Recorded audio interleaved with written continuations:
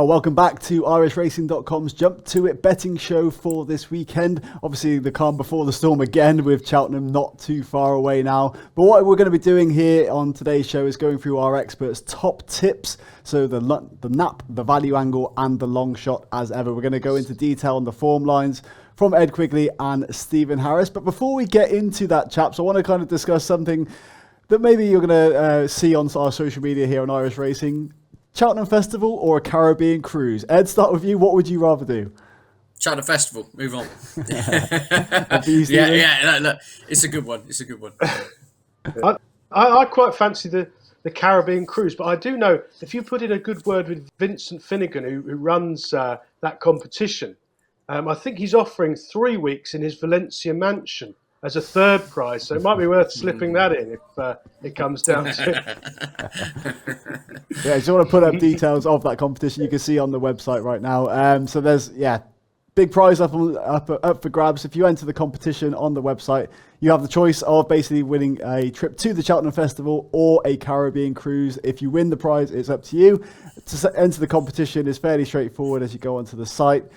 Click on the link here and then you enter in your personal details. And then what we're trying to look for here is the total number of Irish winners and the total number of British winners at this year's Cheltenham Festival. And to split the prize as well, if it comes down to it, we want you to predict the winner of the Gold Cup. And again, if that is also a tie, then basically the winner will be a random draw. But as I say, more details are on the website, so head on over to the link below if you want to enter that competition. What an amazing prize up for grabs, I'm sure you'll all agree. But right, let's get stuck into it, the top tips for this weekend. Starting off with the long shot, Stephen, your long shot for this weekend. Yeah, well, I'm going to Newbury for that one in the 210, which is a bit of a strange handicap hurdle because it's confined to horses 8-year-old and above. So there's not many young, unexposed performers here. It's almost like one of those veterans chases, but for hurdlers. And there's a mixed sort of assortment of ability. I think the horse who's favourite, which is Dargiani of Harry Derham's, probably does set the standard. But I was hoping for a pretty big price about JBY of Alan King. I see he has shortened up. He was around 8-1 when we did the tips. I think you should still get 6 or 7-1. I mean, there's nothing particularly clever about him. He doesn't win too many races, and he's definitely quirky. But I think he's been running at a time when Alan King's been fairly quiet, and hopefully, as Cheltenham looms, he's beginning to kick back into gear, certainly with regard to a horse like Edwardstone, his big hope of the week. But JBY, last time out here over 3 miles, I thought he shaped quite nicely. He crept into things and then his stamina gave way from the last. So that was over 3 miles on good ground. He's back to 2 mile, 4.5 furlongs here. Tom Cannon, one of the best jockeys riding, he's booked. That's a very good booking. I think he'll be much more positive on JBY and I think he should go really close. There's a couple of others of interest in the race, Joe. Pylian of Christian Williams is another yard who've basically, I mean, he's had his worst season for a long time, Christian, but suddenly he's got a lot of well-handicapped horses, as we saw with Captain Ord the weekend before last. And his horses are, Kitty's Light, of course, his horses are generally coming back. And Pylian, he's only had for a few runs. He was ex-Philip Hobbs. He showed a bit more in a small field last time. I wouldn't say it was a brilliant run, but it did look a small step in the right direction. And he's got Jack Tudor, but he could be the danger if he takes another step forward. Yeah, so just to summarise there, JBY, your long shot prediction. And Ed, over to you for your tip for your long shot. I know you're known for your long shots. You love a big price outsider. So take us through your selection for this weekend. Yeah, it's nearly, it's a case of last chance saloon almost. We're off to Doncaster. It's the Grimthorpe. Smaller field, or quite a small field you'd expect. Normally a lot bigger for this race. We've only got the 8 going to post, which I think will help the small field scenario for Sporting John, who, as I said, it's almost becoming last chance saloon with this horse, but he is so well handicapped. He's ridiculously well handicapped. I mean, he is a Grade 1 winner over fences, let's not forget. For all you could argue, he fluked it the day when, Hitman fouled, didn't he? And Chamblou got stuck in the mud. But nonetheless, he's a horse with so much back class. He's rated a stone higher at his peak over hurdles. He's dropped to 141 here. Blinkers on for the first time. Aidan Coleman goes to ride up to Doncaster to ride him. Philip Hobbs' team, who I think they went about 6 weeks without a winner, didn't they? After Time Hill won on Boxing Day. And then I don't think they had another winner until like end of Jan, start of Feb. But they're relatively in much better form than they have been for many a month. And I just wonder if this horse, off 141, he is dangerously well treated. He does have the tendency to jump like a fridge freezer a lot of his obstacles. But as I said, especially case in point of being Ascot last time out, he belted the second, lost all confidence. But that was in a huge field. He got behind early. And as I say, this is Doncaster. Big, wide, flat, galloping track. Only 8 runners, so only 7 horses in and around him. I think he's going to have a lot more space. If with the blinkers have the desired effect, and Aidan Coleman can just get him into rhythm early doors, he's so well treated. I mean, on peak hurdle form, he pick this lot up and carry them. I think he was around 9-10 to 1 to win the Stayers Hurdle this time last year until he picked up a knock. So it is a case of last chance saloon, but he is the best handicapped horse the entire weekend. It's just a bit kind of X-rated stuff when you watch him jump because he does have the tendency to plough through one. Yeah, and how are you expecting conditions to line up on the ground at Doncaster? Well, it's like most places, to be honest with you, Joe. It's going to be pretty lively. I mean, at the time of recording on Friday, it's officially good to soft in places. There's no rainfall overnight on Friday. There's a chance of a very small shower, they're saying, throughout racing on the day, but you're looking at pretty quick ground, it has to be said. He's got a mixed bag in terms of he's won on heavy and he's performed on a quick surface as well. So not really too worried about the ground with him. It's more of a case... he's had a wind up, he's got headgear on, he's a box of frogs, this horse. If he can put his mind to it, he's got the ability to run this lot rugged. And Stephen, just to get your input as well on the headgear as well, so blinkers for the first time for Sporting John. I mean, how much do you look into that when you're picking your selections? Well, I wouldn't want to back him each way. I mean, I tend to think with these, when they have a new application of headgear, whether it's blinkers, visors, eye shields, cheek pieces, whatever, and also for things like tongue ties for the first time, I don't want to back horses each way under those circumstances because I think you've still got the potential that they won't work and it still be badly out of form and run really badly, or you'll spark them right back to life. And a horse like Sporting John, as Ed has said, is extremely well treated. If the headgear works, he could spark back to life and win this pretty comfortably if he gets his act together jumping wise. So I wouldn't want to be on the sort of place part of the bet. I think you back him win only. Probably, but he's 10 to 1 with the bookmakers. He'd probably be 14 or 16 to 1 on the exchanges come Saturday, and you're probably worth taking a chance with him at that sort of price. Yeah, fair enough. I think that covers it nicely. That's Ed's long shot. Now we're going to move on to our value angle. So this is onto a horse that's perhaps, not really priced correctly by the bookmakers. Stephen, over to you for your value pick of the weekend. Well, hopefully not. The horse I've gone for runs at Kelso, where the ground is good to soft. Now, they've made a real effort at Kelso to chuck a great deal of water on, and they've been rewarded. They've got good fields. I mean, unbelievably, for a race on a Saturday, I think they've actually got, let me just check it, make sure I'm not putting everyone away. There's 16 runners, Joe, entered it. Well, if anybody wants my usual offer, if anyone wants a bit of 11 to 10, that all 16 turn up for a Saturday handicap, I've got a little bit to go. But let's hope they do. If they do, I really like the claims of Cormier. Now, Ed just said about Hobbs. Well, Brian Ellison's had an absolute dismal winter. His horses have barely taken part. He's been really struggling, and he's not been doing that much on the all-weather, which is unusual. But a bit like Christian Williams, a bit like Hobbs maybe, they're all now really well treated because they've been on the missing list. And Cormier, who won this race last year, is definitely well treated. He's been running over fences. He's actually unseated last time out when he would have been third. He finished last of 3 on his other run, but ran okay under a negative ride. I don't think he's been running that badly when all of the stables have been. He's now back over hurdles. He's on a realistic mark. The watering and good to soft ground would be ideal at 2 miles. I think he's bound to run well. I think he's been trained for the race. And Dan Gilbert, who's an extremely shrewd owner in these colours with his partner Andrew Bruce, they had a winner in the week in these colours for Ellison. He's had a couple of winners in the last 14 days. So more encouraging signs. I think he's around 14 to 1. I do think it's a value bet at the prices. There's a horse I don't particularly fancy, Teddy Blue, who's a hard-pulling, doesn't jump particularly fluently, and I don't think he'll see things out on the long Kelso running, personally. I don't think that'll be his game. There is a but to all of this. There's a horse running of Emmett Mullins, McTeague, who is an absolutely fascinating contender. 4-1 at the moment. Impossible to price. Has run 4 times, I think, for Emmett Mullins. Pounds, shillings, and pence on hurdling debut at Sedgefield in a Mickey Mouse race. Back from evens to 13-8 on in the last 90 seconds of trading on Betfriend, one pulling a bus. Then went to France and won a graded race at Ortiz. Disappointed there next time. Back to Leopardstown, 33-1. The horse he was tailed off behind is none other than Lossiemouth. I think he was having a look round for his handicap mark that day, personally, without getting into any trouble. I wouldn't want to lay 4-1 if they want to be on.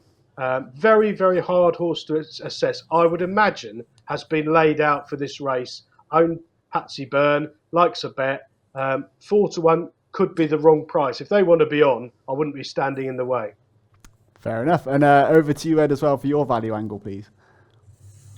Yeah, my value angle, 225 at Kelso. So that's the following race on the card. Funny enough, my nap comes in that 150, so I'm taking Stephen on. We'll come back to that in a minute. But yeah, Colonel Harry, I think it's around 13-2 or thereabouts. I think that's fair each way value. The Jamie Snowden team having a cracking season, numerically absolutely flying. Obviously been landing some big pots as well, and there's a chance Garlaw could line up in the Gold Cup for him. But this horse showed some pretty smart form over hurdles. He bolted up last time out in Newcastle in a minor event. Having said that, the runner-up has come out and won doing handstands since, so maybe there's a bit more robustness to that form than we thought. Before that, horse was fourth in the Tolworth, which was no disgrace at all, beaten 6 lengths by Tamuras, who heads to the Supreme Novices in 10 days' time or so. But Colonel Harry was about a length and a half behind the Mean Lion there. These two obviously reopposed, the Mean Lion vying for favouritism. But I think Colonel Harry will get the better of that horse at least anyway here. I think going left-handed could be the key. You watch that Tolworth back, Colonel Harry has just kept diving out to his left on numerous occasions. So unsurprisingly, looked a lot happier when returning to left-handed track at Newcastle last time out. I think this trip, going left-handed at Kelso, this ground, yard on fire, I think 13-2 is fair each way cop here. So we've got the 11 going to post. If you can shop around and maybe a bookmaker might go a bit crazy and give you 4 places or something. But look, I think each way, 13-2, 3 places is fair with the, as I said, the Jamie Snowden team. No let up in their form. They're continuing around a 27% strike rate over the last fortnight or so, I think, off the top of my head. So, yeah, Colonel Harry each way. And yeah, sticking with you, Ed, as well in this race. So, Namian Lion, just give us your opinion as to why you don't think he's going to win that race. Well, I think Colonel Harry's perhaps open to more improvement, and as I said, there wasn't a great deal between them in the Tolworth, and I say Colonel Harry gave away a lot of ground going left-handed around Sandown, numerous obstacles. I think this is much more kind of the backyard of Colonel Harry, shall we say, and Colonel Harry also since then, as I said, put in an emphatic performance, winning at Newcastle, where the horse behind him has come out and won doing handstands since. But I think going left-handed with cutting the ground, this swings it more in Colonel Harry's favour. And as I said, with the Snowden team continuing to bang in the winners, I'm surprised to see the discrepancy between them on prices. But I think it was about a length and a half between them in the Tolworth. I'm surprised Colonel Harry's not a bit shorter, hence why he gets the value call at 13-2. Well, I think that then leads us on nicely to Stephen's nap. So yeah, take it away, Stephen. Yeah, I mean, my betting expert nap of the weekend is in this race, and it is the horse we've been talking about, Namian Lion. I don't disagree with Ed entirely. I think Colonel Harry's a big runner. I mean, I wouldn't put anyone off if they want to back it. The only thing I'll say with Colonel Harry, when he won at Newcastle, he did have the run of the race against Not a Lot last time. He ran really well at Sandown. I just think Namian Lion comes from a stable again. Kerry Lee, who again has had a poor winter by her standards, but in recent weeks they've really come back to form. She had a couple of winners in the last week. She had a very well-backed winner first time out for the stable at Ludlow. I think it was on Thursday, landing a wholesale gamble. Namian Lion's had 3 runs over hurdles, and I think despite those form figures going in reverse 1, 2, 3, I think he's actually improved dramatically run to run. He was quite impressive on nearly good ground at Hereford in a race that's thrown winners. He ran really well when second next time out behind a horse I like called Hullenbach. And then at Sandown last time in the Tolworth behind Tamuras, I thought he travelled best until he clipped the top of 2 out and just got tired on testing ground in the last 100 yards. Well, listening to Paul Nicholls, Tarmouris is no forlorn hope for the Supreme. So you have to respect that. I think it's good form. Colonel Harry just in behind. I'm sure Colonel Harry run well again. I just think the Nemean Lion on better ground with Kerry Lee now absolutely flying is a pretty solid contender. There is another very interesting runner in the race. Emmett Mullins, someone we've talked about with Paul Byrne again here. Ferranilli. Now this one won a point, has come straight into this grade 2 after 2 runs in bumpers. Both of them promising, but that would be an extremely unusual. I mean, Ed likes a stat. What horse has made a winning debut in a grade, a grade 1 or a grade 2, having never run over hurdles previously? I mean, I don't know the answer. I'm sure there is. I'm sure Nicholls would have done it with something, I'm sure, but I can't think of one off the top of my head. So it'll be some ask to jump fluently, especially at Kelso. You need to jump fluently and properly there. They'll go a really good gallop in this race. So any sort of half lengths due to inexperience will get amplified. So Ferranilli is an impossible horse to price. He's been put in around 4 to 1. He could be 12 to 1. I mean, it might not be the day this might not be the aim after all. He could also be a complete certainty and a stick on. We don't know. The level of the Irish runners, as we know, is a stone better. So you'd have to be careful. Very only difficult for bookmakers, but only a stone at the moment. Not 2 stone. That'd be after Cheltenham. But a very difficult race for bookmakers to price. But I do think Nemean Lion, assuming the Mullins horse isn't a plot, I think Nemean Lion should take plenty of beating. All right, I think that sums it up quite nicely. And Ed, on to you for your nap of the weekend. Yep, we're back to the race before the 150. Myself and Stephen taking each other on this week, but I think Dearmark's a big player in the 150 here. We do have the total guesswork with McTeague for the reasons we've touched upon. We've got Colonel Mustard trying to win this and then go to the county hurdle for the 100 grand bonus or whatever it is. But Dearmark is the one I've come down on here. Sam Thomas, who, of course, had a big winner at Ascot recently. Adam Wedge on board. Horses on a hat-trick. Was due to run in the Betfair Hurdle. Was pulled out on the morning and racing on the count of the ground being far too quick. I think there were track records going right, left and centre on that day at Newbury, weren't there? That's how quick it was. Sam Thomas wasn't happy with the ground. This is going to be much more to his likings. We say good to soft in places, few showers around. In terms of all the courses at the moment, this is the one with the most give. So I think conditions going to be perfect. On a hat-trick, off 125, unexposed.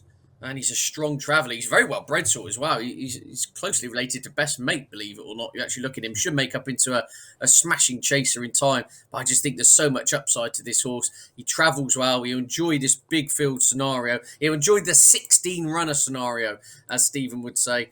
And I'd kind of be switched off and come with a late rattle. Adam Wedge likes to ride patiently. I think this will suit this individual. And all in all, I was finding it hard to boot him out of the frame. So I'm calling him nap material. But if there's a bit of 8-9 to 1 floating around from an each way point of view, I think there's a lot of firms going 5 places in a 16-runner race. I think that's perfectly fair. So Dearmark each way for me. Yeah, plenty to pick through there, I think, in this race. But I want to just get a final comment as well. Just you touched on it there, Ed, the pedigree of the horse. I mean, how much do you actually look into that when making your assessments? Yeah, I do on some occasions. I mean, normally it's I say trip angle is something I would often look at it for the most. Maybe on the flat more than the jumps. You can kind of tie your head in knots, can't you? In regards to trips and things. I can't remember now, but about a decade or so ago, there was a 4-mile staying chase of Venetia Williams, which I think was out of a 6-furlong dam, and the sire was a miler on the flat. So you can go a bit overboard with it, but generally speaking, I like to look at trip, and then more when a horse progresses to fences.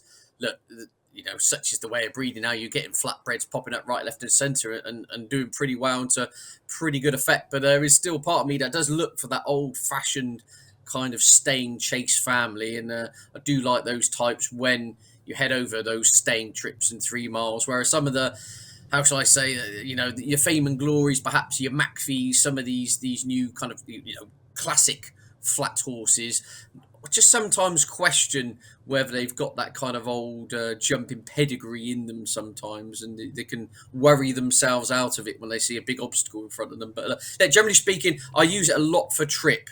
That is the thing. I do generally believe a lot of it does run in the family if you play the percentages, and sometimes you try a horse over a trip, he doesn't get home. If everything's screaming is a 2 miler on paper, chances are he probably is a 2 miler on paper. So convoluted way of saying, yeah, do factor it in. But I do think Dear Mark in time, as I said, if you look at his family, he's from a lovely jumping family, should make up into a nice chaser. Yeah, nice one, Ed. And while we're here with you, can you just sum up your tips for the weekend, please? Yeah, indeed. Yeah. So three tips when we're going. Blah, blah, blah. Yeah, the aforementioned Dear Mark. I'd even back him each way, to be fair, at 8-1 for 5 places. I think that's perfectly fair. Colonel Harry. I'm taking Stephen on here. He's twice the price of Demean Lion. There was a length and a half between them last time out, and I think Colonel Harry's a little bit unlucky. I think on a left-handed track with the yard flying, he can narrow the gap at least anyway. And then, yeah, the one I might need oxygen mask on after I've watched him clout the first fence, but Sporting John off 141 in a handicap chase. This is a Grade 1 winner running off 141. Aidan Coleman going up to Yorkshire to ride him. Blinkers on for the first time. If he shows any of the old spark of only 8-10 months ago, he wins this doing handstands. When he's a double figure price, I'll take the chance, if you see what I'm saying. So Sporting John for me is the long shot. Great stuff. Well, best of luck to you, Ed. Thanks for your tips. And also, Stephen, can you just sum up yours, please?